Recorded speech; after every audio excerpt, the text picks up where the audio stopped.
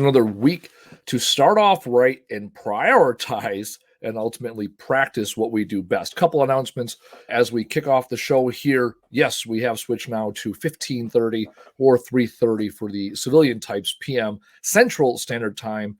Second announcement, this is the first time we're saying this ever. Words fucking matter. Retrain your brain to use language that serves you. Available now on Amazon audiobook.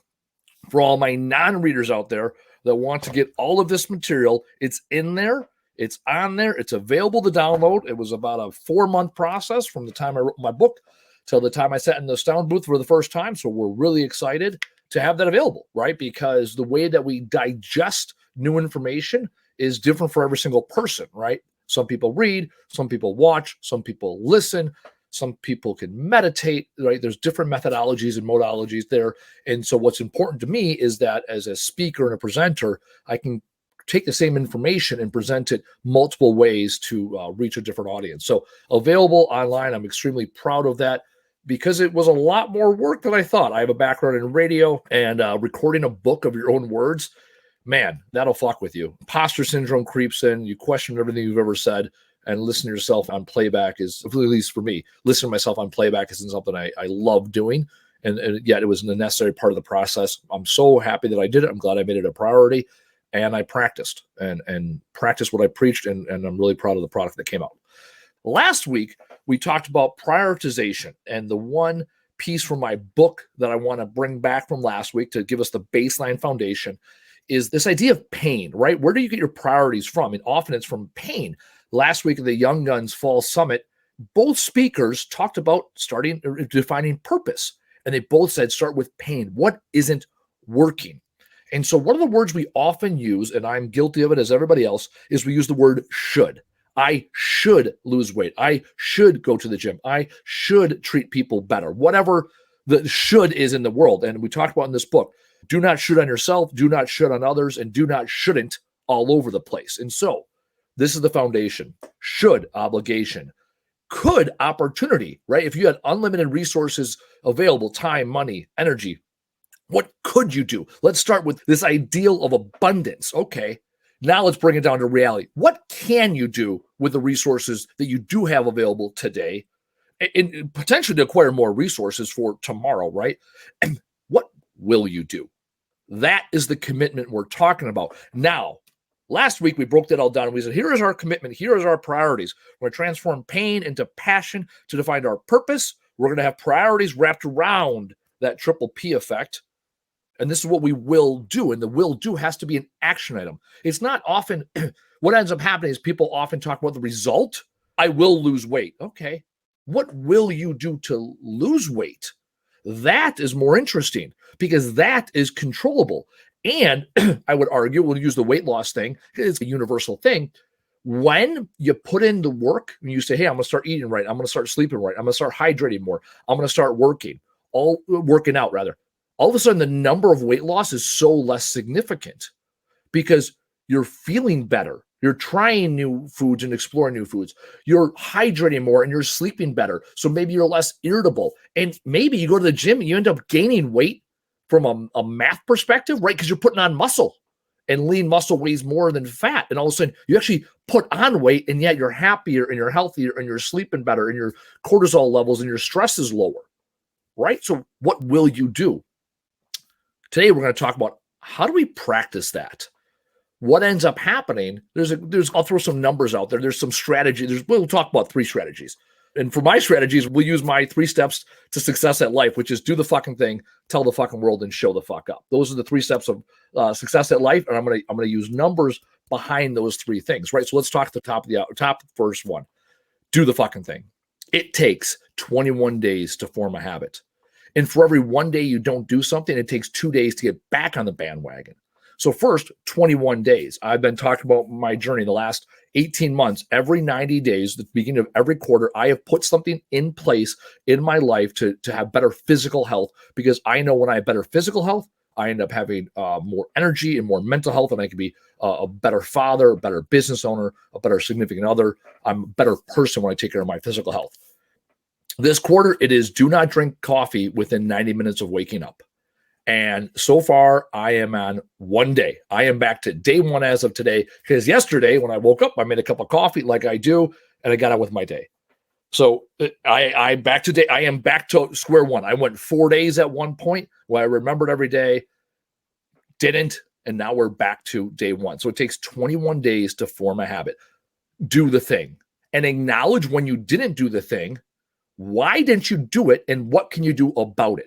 Often we'll say, I missed yesterday. Why did you miss yesterday? I can tell you, it being Sunday, the reason I missed yesterday on it being Monday, yesterday on Sunday, I forgot. I straight up made my Keurig cup of coffee in the morning, drank it. I got about half through my cup. I go, yep, it hasn't been 90 minutes. So now what I did this morning was I put a decaf cup next to the Keurig, so that I would not forget. So I saw a decaf. I made myself decaf. Then I was like, oh, yep, you woke up at this time, 90 minutes from now. This is when you can have your regular coffee. Boom, done. I did it. And when I failed to do it, I understood the why. And what can I do about it? I can set a reminder on my phone. For me, it was real simple. Put a decaf K-pot out with my cup, because I just want to cut off the cup on the night before and make sure the Keurig's full of water. So that was it. That was the simplest fix. And this weekend I was at my girlfriend's house. So when I woke up and made coffee, I wasn't even thinking about it. So I just made regular coffee. So there it is. Do the fucking thing. First thing. Second thing, tell the fucking world. Tell somebody. And here's why. You are 42% more likely to complete a task when you tell somebody else. Or that's correct. When you write it down. That's what it is. Write it down. 42% more likely to do something when you write it down. You are 78% more likely to do it when you tell somebody. So tell somebody. The first person you have to tell is yourself. Write it down so you can see it, so you can look at it. I have chicken scratch pieces of paper throughout my desk that remind me of the things that I love and the things that I surround myself, and then the parts and pieces of my next book. I have a whiteboard. Right now it says practice right there, because today was about practicing. So all day I looked at it and I said, okay, this is what we're doing. And ideally you write down your SMART goal in a place where you can see it, and then tell somebody else. 78% more likely to complete a goal or a task when you tell somebody else. Put it in your calendar and share it with somebody. Last week at Young Guns, we had several people make commitments to themselves, SMART goals, and then we said, who is your accountability partner? And somebody else was their accountability partner. And then the third thing is show the fuck up. And this is where it's, for me, the very process-oriented thing. You can do it, you can tell people, and then when you complete it, how do you get more of it? How do you sustain that growth? Some people will take on, often politicians, I'll say, will take on the simplest task first, right? They want to get this big bill signed or this big whatever legislation pushed through. They'll take on the simple stuff. They'll go with the generic stuff. They'll build momentum up to, now I'm going to get buy-in from my constituents to do this really big thing that may or may not go over. That's one methodology. Right? Start simple, start small, do the things that are achievable today to build momentum. Marketing is a lot like that, right? Do the little things and then build it up to something really big. Fine. Other methodology, and this is more from a business perspective, what is the number one thing that'll move the needle the farthest, the fastest? Do that. So that's a second methodology. And often, actually, I'll bring an example from President Trump, and I'm not endorsing him. However, I do recall this, that when President Trump took over, former President Trump took over from Obama, Obama said, hey, you're probably going to war with North Korea first. And he said, okay, why? And Obama explained it why. He goes, okay, that sounds like my top priority. And if you recall, within 2 years of his presidency, he went to North Korea, he met with him, and it's because no president had met with the president of North Korea in quite some time and sat down and had a relationship. So Trump took on the hardest, most difficult, most complicated thing first. And then after that, everything seemed less. And so in business, this is often the best course of action. What is the biggest thing in your business that will move the needle the most? Because when you take that on, everything, you're going to be like, oh my God, I took on this beast of a thing. I slayed the dragon. Everything else after that, simpler. Right? Prioritize there. Third methodology of prioritization is close your eyes, think about the thing you want to do the least. It doesn't have to be huge. It doesn't have to move the needle the most. It is the thing that for some reason you are afraid to do. It could be a matter of scarcity. It could be a matter of lack of confidence. It could be a matter of being insecure. Do that thing first. If it's asking to grow out, do that. If it's calling the relative that you haven't spoke to in years and you wish you had a relationship with, it's that. It's reaching out to the friend that you lost touch with. Do that. If it's the email you have to send to a coworker or your boss that wasn't going to go over well, do that. Do the thing that scares you the most. Andrew Huberman, who talks about quite a bit, his focus is on neuroscience and sleep and the effects. He says within the first 90 minutes every morning, do something that scares you, and it'll prep you up and prepare you for the rest of your day. Do the most difficult thing mentally first. Even if you reach out to somebody that's not going to get back to you, do that. Because then you take away all that time and fear and space in your brain that would otherwise be occupied by this fear or this doubt that you're not going to get done, this thing that's bothering you. When you do these things, tell somebody. Celebrate your victory. I started at the top of the hour here, or the bottom of the hour, because I guess we're starting the 30. At the bottom of the hour, top of the show, I talked about Titan 100, and I have to think about that today. Okay, I'm going to put this video out. What did I do to earn this? I hate the word deserve, because deserve is subjective. Earn is a little bit different because it's a little more objective, earned it. And I put myself out there. I've taken some chances. I've lost at the game of life and lost at the game of business quite a bit. And yet I'm still here. Yet I'm still pushing forward. I've closed businesses. I've shut down podcasts.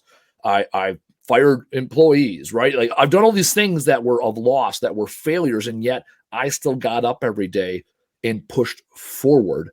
And that's the challenge I give to you all, right?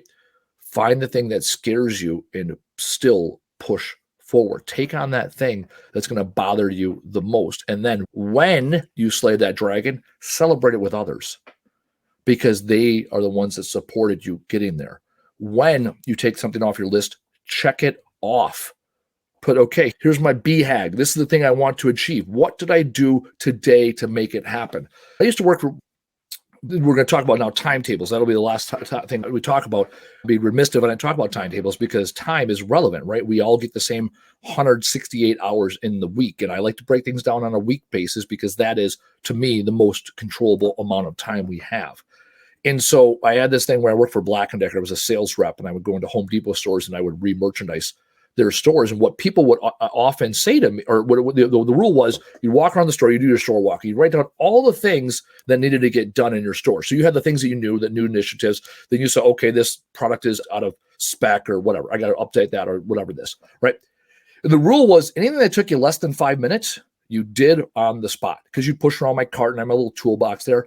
And I realized I got so much more done in that first 2 hours, right? Your store walk was supposed to take about an hour. Talk to the people, do the thing. Mine would take 2 hours. I would spend 1 hour doing the walk. I would spend 1 hour taking things off my list, and my list would be like 3/4 done.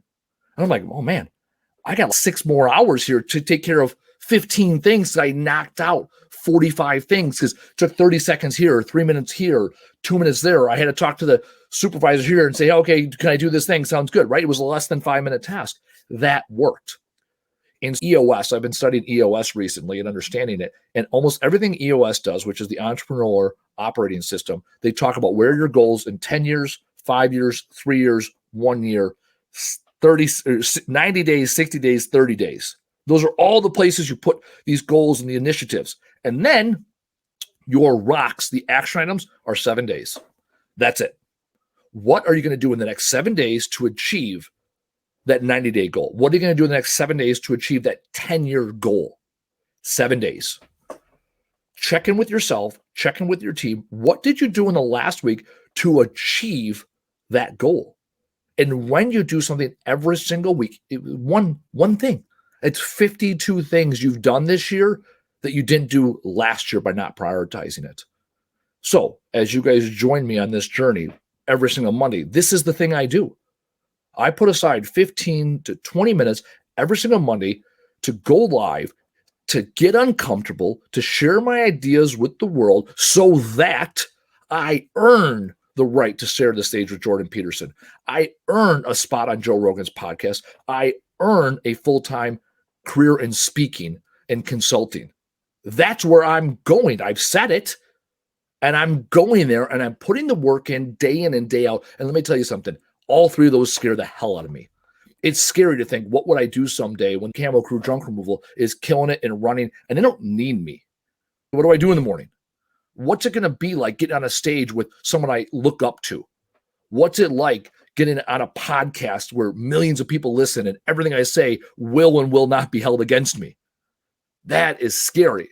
And that's getting there. How do I even get there? Getting there is scary. And that's interesting. And I come here every week and put in the work to get that. So again, going from the top, what will you do? What are you willing to do? What can you do today in less than 5 minutes?